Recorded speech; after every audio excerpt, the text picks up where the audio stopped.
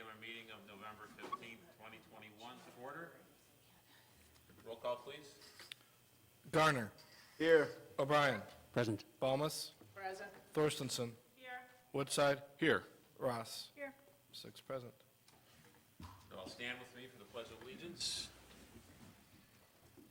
I Pledge allegiance to the flag of the United States of America and to the republic for which it stands, one nation, under God, indivisible, with liberty and justice for all.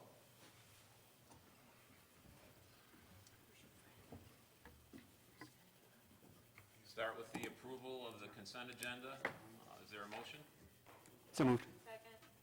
Motion by trustee O'Brien, second by trustee Thorstensen. Roll call, please. Garner. Here. Aye. Aye. Okay. O'Brien. Aye. Balmas. Aye. Thorstensen. Yes. Woodside. Aye. Ross. Motion carries. Pat? Item number 1, approval of the minutes from the November 1st, 2021 meeting. Item number 2, approval of bid award for fuel purchase to the low bidder, Allen Warren Oil Company, at a supplier discount of minus 0.0450 cents per gallon for unleaded gasoline and a supplier markup price of 0.0200 cents per gallon for biodiesel fuel. Item number 3, approval of payroll for period ending November 5th, 2021 in the amount of $1,099,168.24. Item number 4, approval of bills for period ending November 15th, 2021 in the amount of $2,124,413.74. Is there a motion to approve? Second. Motion by trustee Balmas, second by trustee Garner. Roll call, please. Garner. Aye. O'Brien. Aye. Balmas. Aye. Thorstensen. Yes. Woodside. Aye. Ross. Aye. 6 aye. Motion carries. The next item on the agenda is, I don't know if Senator Johnson is coming. Oh, okay. Presentation of a proclamation by State Senator Adrian Johnson recognizing retired K-9 Officer Mazer and K-9 Hunter and their service to the community. Thank you so much. Good evening, Mayor, fellow board members. My name is Anton Matthews. I'm legislative aide to State Senator Adrian Johnson. Unfortunately, she's not able to be here this evening. A little bit of a scheduling conflict, but again, she wants to send her congratulations to Officer Mazer and his family. And with that being said, I'll go ahead and read the proclamation. I'm going to move my mask a little bit so I'll be able to read it.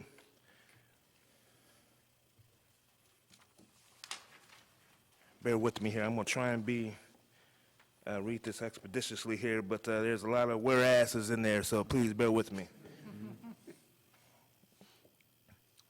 Whereas the members of the Illinois Senate are pleased to recognize Officer Philip Mazer, who during his 21-year career with the Gurney Police Department has provided invaluable assistance and dedicated service to the community.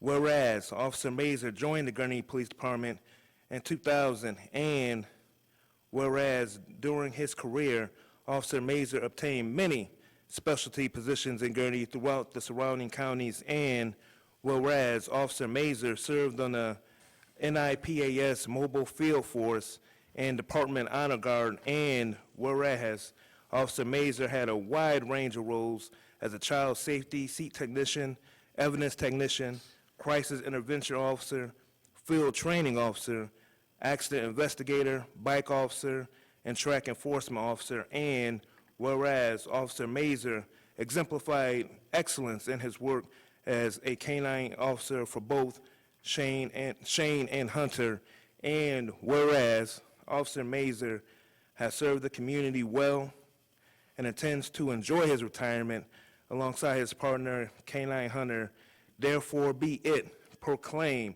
by the Senate of Illinois in the 102nd General Assembly of the State of Illinois that we congratulate Officer Mazer on his retirement, commend his exemplary service to the Gurnee and surrounding communities, and wish him many more years of health and happiness, and be it further proclaimed that a suitable copy of this resolution will be presented to Officer Philip Mazer as a symbol of our esteem and respect, signed by 30th District Senator Adrian Johnson and 31st Senate District Senator Melinda Bush.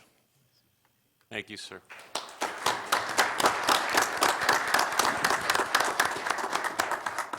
Hi, folks. Misraim Hernandez, also legislative aide for Senator Johnson. We cannot forget about K-9 Hunter. So that's why we have a proclamation, or as we like to call it, barculation. So let me finish. The members of the Illinois Senate are pleased to recognize Hunter, who during the 7-year career with the Gurnee Police Department has provided invaluable assistance and dedicated service to the community. And Hunter joined the Gurnee Police Department in 2014, and since then, Hunter has been deployed more than 900 times for dedication and patrol assistance. And besides Gurnee, Hunter assisted other agencies with building, human, and evidence searches, as well as tracking and K-9 demonstrations. And thanks to Hunter, 162 subjects were arrested and more than 500 indications of drug presence and or use were detected. And Hunter has served the community well and now looks to a long and relaxing retirement under the care of his handler, Gurnee Police Officer Philip Mazer. Therefore, it be proclaimed by the Senate of the 102nd General Assembly of the State of Illinois that we congratulate Hunter on his retirement, commend his exemplary service to Gurnee and surrounding communities, and wish him many more years of health and happiness. And it be further proclaimed that a suitable copy of this resolution be presented to Hunter as a symbol of our esteem and respect. With that being said, thank you so much.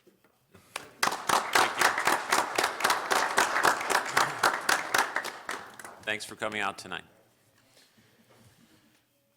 Next item is the approval of a proclamation designating December 2021 as National Impaired Driving Prevention Month in the Village of Gurnee.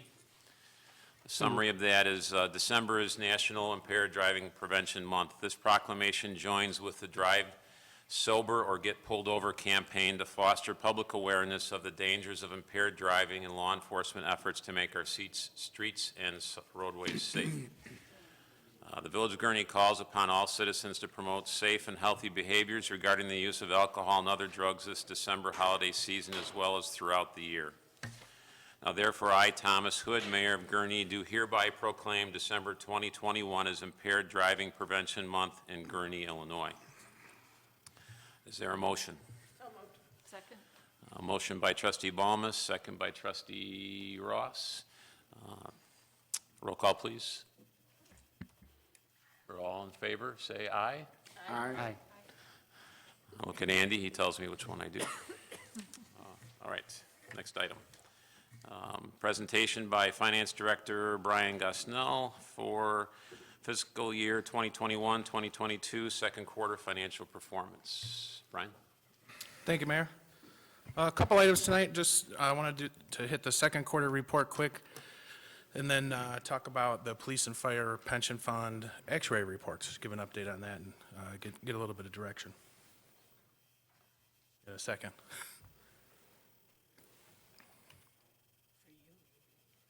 All right, just looking at cash and investments, total $43.8 million. That does exclude the pension funds. I did add the joint ETSB fund in here this time. 33% of that is in checking, 46% in money market, 21% in the investment account. 62% is held in the general fund. Water and sewer fund makes up about 13%, and the capital improvement fund 14%. Just to note that $2 million of that is the Warren-Waukegan Fire Protection District contribution for Fire Station 3. General fund, total revenue $26.6 million. Total expenditures, $20.3 million through the second quarter. Gives us a net surplus of $6.3 million that will not last through the whole year. Don't think that is going to make it all the way to the end. Notable variances here, and I'm focusing primarily on where you see the red arrows, the timing of the business licenses and liquor license programs. Investment income, unfortunately, we're going to see that carry through the end of the year. Obviously, snow and ice control on the expenditure side, and then the timing of rebate agreements that happen near the end of the year because we have those minimums that we have to hit first. Major revenues, just a reminder here, 65% of budget. We look at the big four and then just add income and local use to that. Annual budget total, $27.5 million. We're at 17.6 though so far, so halfway through the year, we're at 64% of budget. We're up 71% versus last year, which we would expect because of the impact of COVID. Versus 2 years ago, we're up 13%. So versus the last normal year, some pretty good performance. And then up 22% versus the adjusted budget. Even though we have income and use tax in here, we'll still focus when we go into detail on the big four. Sales tax, the largest one, annual budget $16.5 million. This includes home rule and state share sales tax. We're at just under $10 million for the year, 60% of the total budget. We're up 50% versus last year. Again, we would expect that with the impact of COVID. 17% versus the last normal year 2 years ago, and 22% versus the adjusted budget. Amusement tax at 86% of budget. We would expect that with the seasonality. Up big versus last year, 545%, but again, we would expect that versus normal 2 years ago, up just 0.7%. What we've seen here is very strong first quarter. We were up 9%. I had a note there that we were up 9% at the end of the first quarter.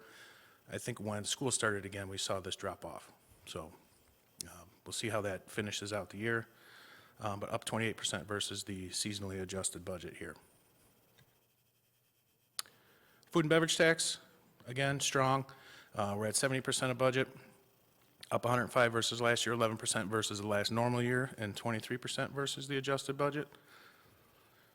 Hotel tax, so we're at 72% of budget, up obviously 345% versus last year. We would expect that. Down 5% versus the last normal year. So we still see some weakness in kind of the non-Great Wolf pack there, so to speak. Up 21% versus the adjusted budget. On the water and sewer side, here tracking with a surplus, total revenues 5.4, expenditures 4.6, surplus of 816,000 here through the first half. Again, just some notable variances, focusing on the red arrows there. There's some seasonality in charges. Obviously, summer months we get more water revenue, and investment gains and losses. We'll see that carry through here. Timing of liability and work comp, which is paid out 100% in May. Obviously, with the seasonality of the charges comes the seasonality of the purchases from JAWA. And then the IEPA loan timing, we are done with that for the year, for the debt service category there, the second one from the bottom. We're done with that for the year. And also just wanted to know, we did make the extra $250,000 payment to principal on that loan. We skipped that last year because of COVID. We were able to make it this year. So we did that. And then just water usage. We had, obviously, October, was a rainy October. However, that didn't translate into usage. Usage drops. We're in that time of the year where that doesn't make a whole lot of correlation there between precipitation and water usage. We're still up 31.5% versus last year and up 21% versus 2 years ago. So,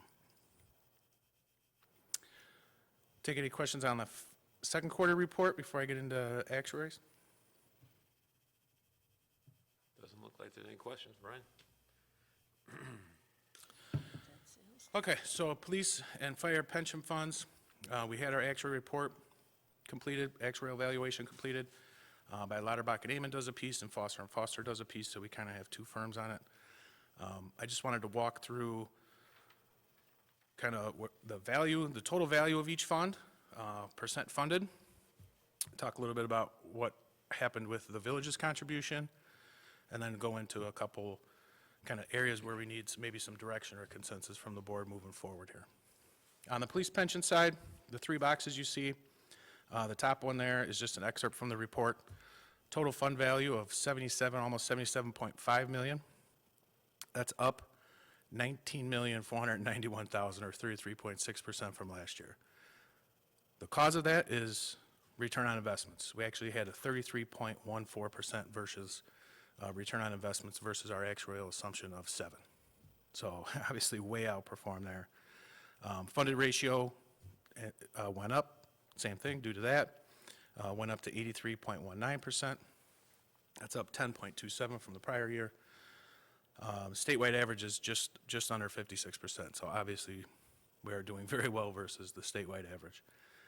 The village's contribution, or what we call the annual required contribution, or actuarial required contribution, went down on the police side, $529,726, or almost 21%. Last year, we had our this budget year, our contribution will be $2,554,000. Next year, it will be that $2 million, and that's the part I wanted to talk about in a little bit here. Looking at the fire side, total fund here of just over $54 million. That's up almost $12.2 million, or 29.1%. They had a return on investments of 27.3, again, versus the actuarial assumption of 7.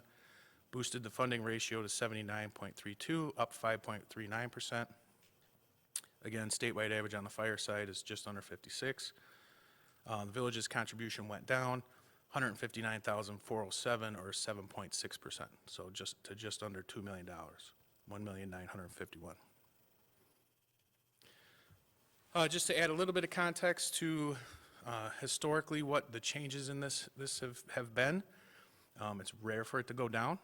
It doesn't happen very often. These are the last 10 years on both the police and fire side. Average change has been on the police side up 9.9% and the fire side up 8.6%. In the forecast, we assume a 7% increase. It is important to note in that 10 years, though, we did decrease our assumed rate of return from 7.5 to 7. And that's the 2 years that you see bolded and italicized there.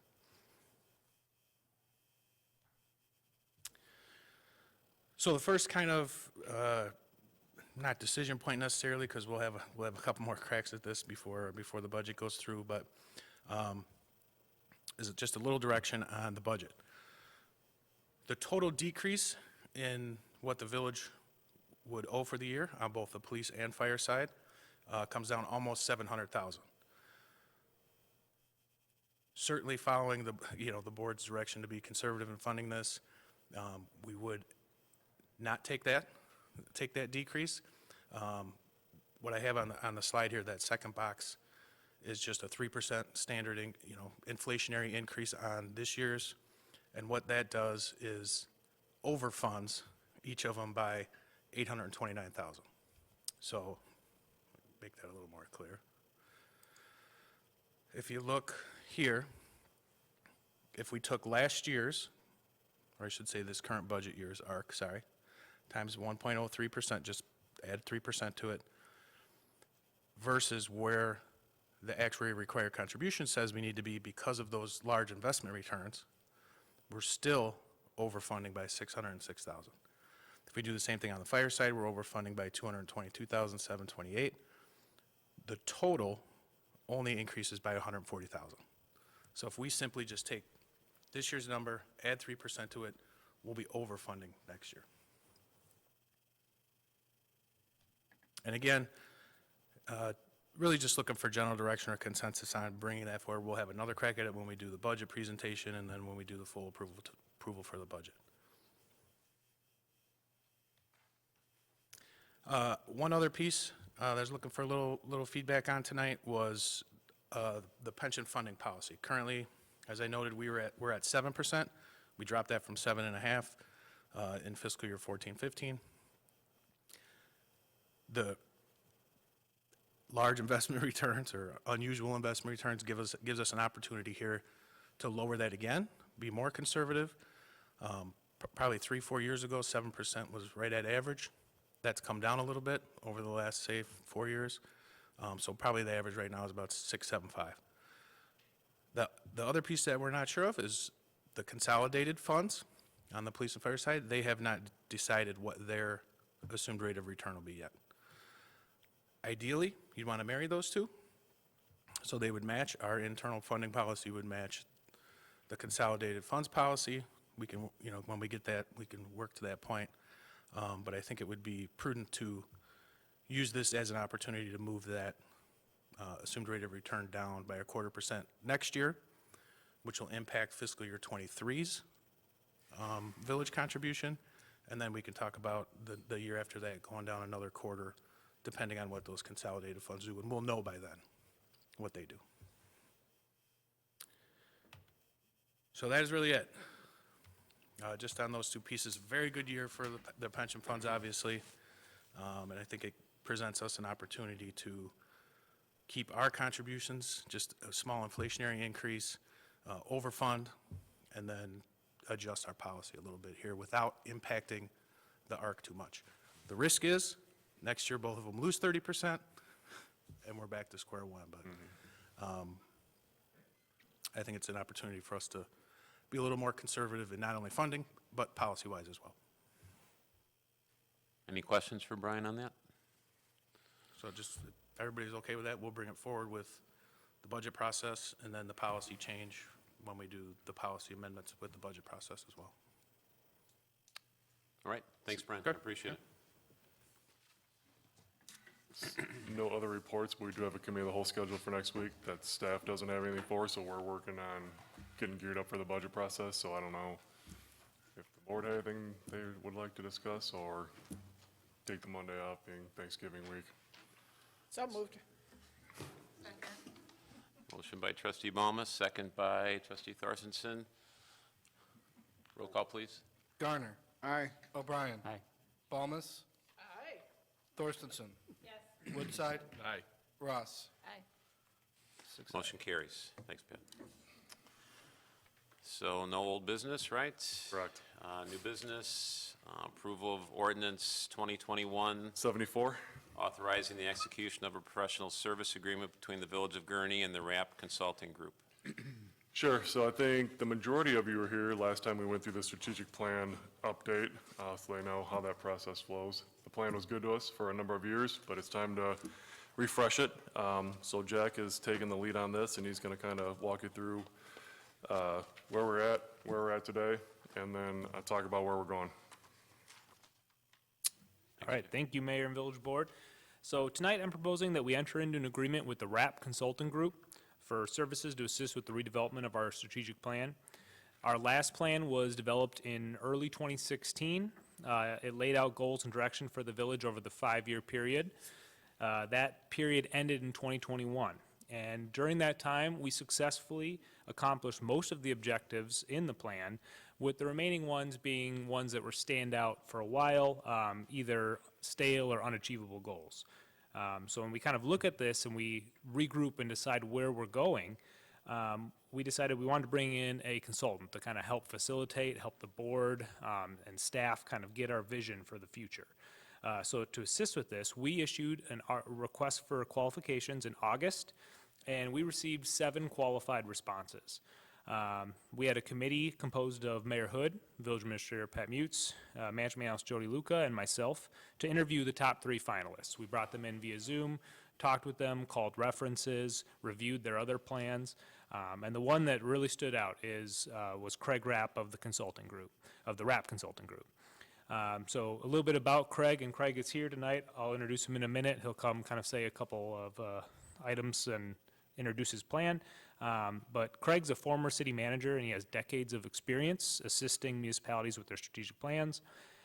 He has a litany of clients. They're a long list. Some of his recent ones in Illinois are Roselle, Lombard, and Glen Ellen. In the past, he's worked with other Lake County clients too, Libertyville and Antioch, and he does a lot of work up in Minnesota too. He kind of goes between the two. He just finished plans for Northfield, Lakeville, and Shakopee. So the village, we're excited to propose working with RAP Consulting. We think it's a good fit. We think he has a good mindset and a good track record. And he's here tonight, as I said, to talk a little bit more about the strategic planning process, and both of us are available for any questions you might have about the process. So, Greg? Good evening, Mayor, members. My name is Craig Rapp, and as indicated, I'm with the RAP Consulting Group. I'll just give you a quick overview of what you can expect from the consulting process or the strategic planning process that we'll engage with. Strategic planning, if you've been through it before, and it sounds like either all of you or most of you have been through it before, it's not magic. I don't have a magic potion that's dramatically different than other consultants. What I like to believe my differentiator is that we really get you to focus on what's important and how to measure it.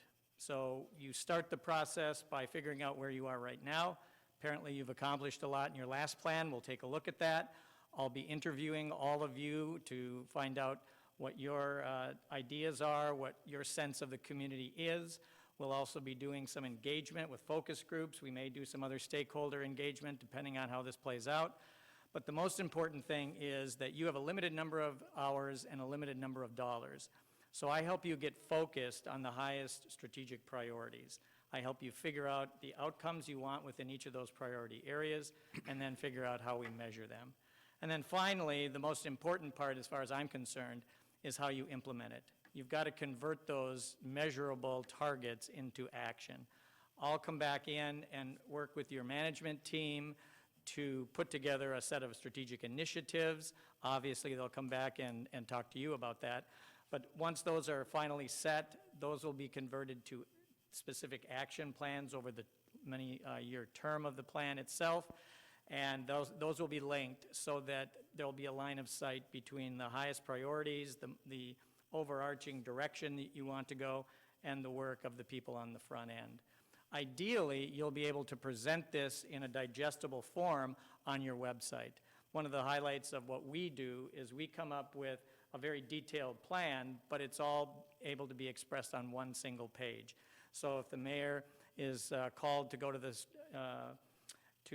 a meeting and they say, well, what's going on in the village, Mayor? He can bring that one page and in a 20-minute presentation can walk through everything in a very detailed manner.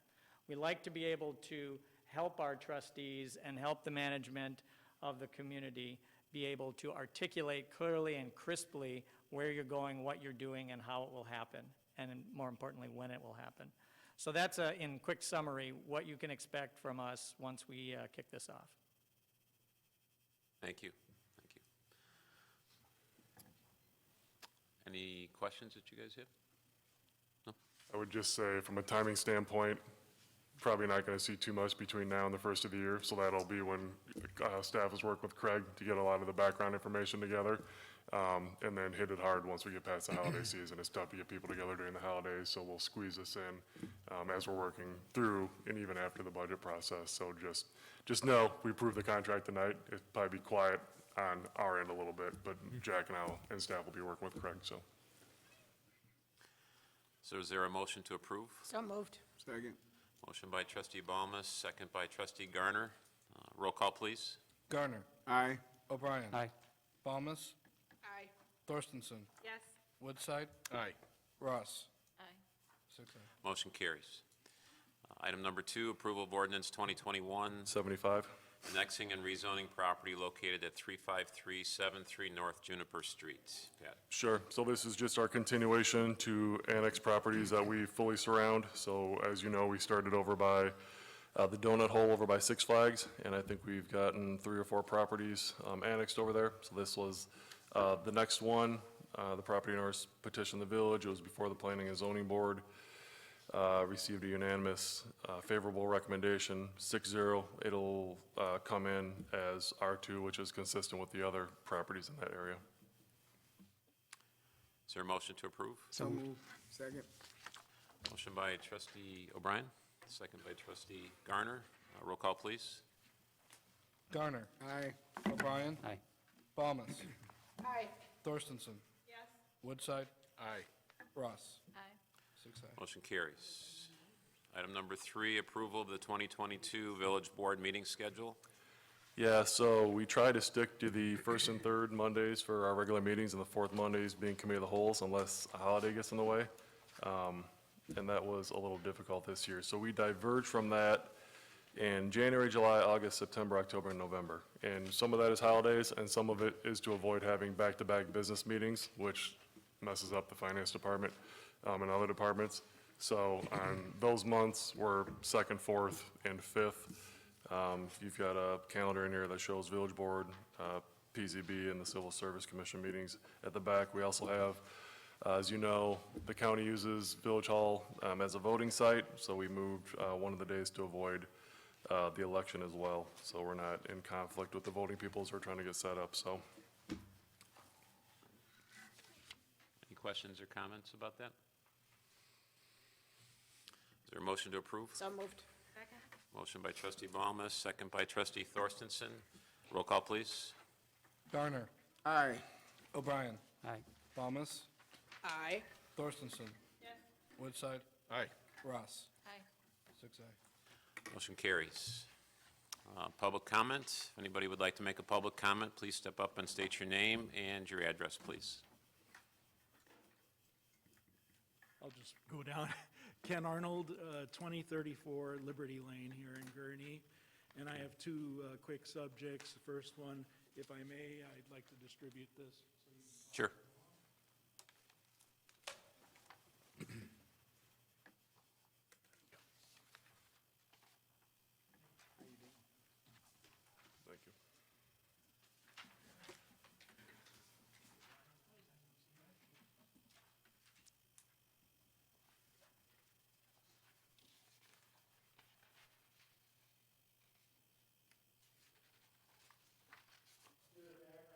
This, I have a automobile that I'm wishing to sell, and one common thing is to put a for sale sign on it. Several weeks ago, I was, on a Sunday afternoon, I went to Walgreens, purchased a Sunday paper. Well, when I parked it, I put inside the car my for sale sign. When I came out, I saw a nice Gurnee policeman who was there actually while I was taking the sign down, ready to leave, and he informed me that, it's against ordinance to have a for sale sign on an automobile. As this ordinance that he cited, stipulates, it appears that only on your own property can you do anything. And as Mr. Hood, I'm sure, can appreciate as an attorney, this is strictly unconstitutional. I respectfully but strongly urge that the village strike this ordinance, or at the very least qualify it that it's only on village property that arguably there be such control, that we're talking about free speech and the use and enjoyment of private property. And if anyone had an issue, it should have been the landowner of the Walgreens, say, if for, 15 minutes you have a for sale sign as you're giving them business. So I call this to your attention. I certainly would fear that at some point, there could be even an ACLU involved and my taxpayers' expenses with it, et cetera. I do think that this is kind of biased towards car dealers getting profits that under a do-it-yourself sale I would rather keep, thank you very much. But I think also that there's no distinguishment in the free speech of having Joe's Plumbing on the side or even inside their vehicle versus for sale. It's all free speech, and I urge that we strike this ordinance. The second matter, which I hope that all of you have received, I emailed it to the appropriate email locations, is concerning the brand-new bridge at Stern School Road over the tollway. A little update, as I was mistaken, even a dozen years ago when they initially did that resurfacing there, and I complained back then to the Lake County Transportation Department about this issue, is that now, when I again wrote them that communications, they simply responded that it was the tollway that was responsible for the design and construction of that bridge. But if you go by there, if you haven't already, it's a lawsuit waiting to happen, because stupidly, the most stupid government thing I can think of recently is that the very side that most all of the residents are on, and that would be walking towards the Stern School Road to get to Gurney Mills, is the very side that is very least protected from the traffic. In fact, literally, there is no barrier between the traffic going 55 or 45, shall we say, miles per hour, going east, let's say. There's no barrier between them and that vehicle 5 feet away at most. And yet, the opposite side, the north side, has a Jersey barrier and, other barricades that would protect the pedestrian or a little child that's on a bicycle, et cetera, quite well. But who's going to want to cross Stern School Road in an unprotected area, like at Westgate, across the way towards the church there, want to cross unprotected that busy road just to go then under a protected basis and then cross again as you're going to Gurney Mills? I think everyone would agree it was a serious mistake, and it is a lawsuit waiting to happen. I'd hate to have a child fall off their bike or whatever into the roadway, or a car going, in the wintertime out of control with somebody walking, to Portillo's and back or whatever. Unfortunately, I think it's a very expensive proposition to fix their serious mistake, but I'll leave it up to the board's judgment as to whether or not to urge that. But I did want to draw attention to it at this point, because I'd hate for a little child or even an adult to be sandwiched between a front bumper and the nice guardrail that they put in, instead of having that very same guardrail protecting them should some car slide, over their way. So, I wanted to point that out as well. Thank you for your time. Thank you, Mr. Arnold, I appreciate that. With reference to the ordinance, I'll talk to Attorney Winter about that, and I'll get back to you on that issue. Okay, thanks. Any other public comments? There being none, is there a motion to adjourn? So moved. Second. Motion by trustee Ballmer, second by trustee Garner. All those in favor, say aye. Aye. Motion carries. We're done.